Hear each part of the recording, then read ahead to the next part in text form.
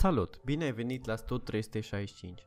Astăzi vorbim din nou despre serii și vă voi arăta cum se calculează suma următoarei serii. 1 supra 2n minus 1 pe lângă 2n plus 1 pe lângă 2n plus 3. Începem prin a rescrie suma de la k egal cu 1 la n.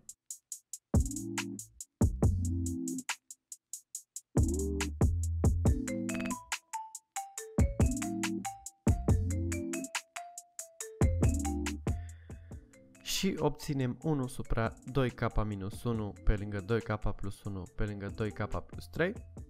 Mai apoi vom înmulți cu un 4 și vom adăuga un 1 pe 4 în față pentru a anula acest 4.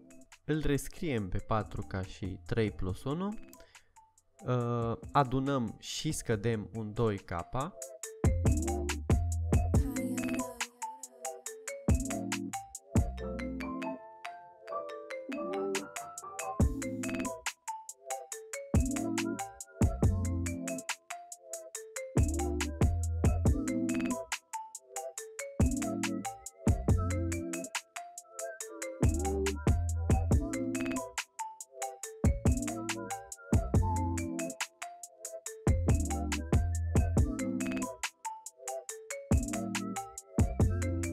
Efectuăm simplificările și rămânem cu 1 supra 2k minus 1 pe lângă 2k plus 1 minus 1 supra 2k plus 1 pe lângă 2k plus 3.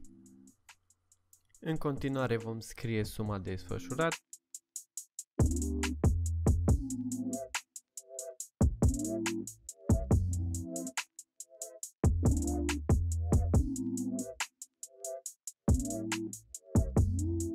Și vom obține 1 supra 4 pe lângă 1 pe 3 minus 1 supra 2n plus 1 pe lângă 2n plus 3.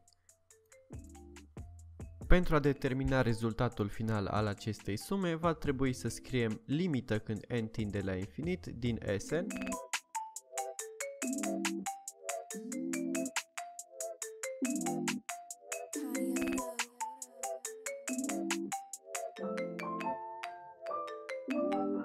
Și vom obține suma acestei serii, care este 1 supra 12.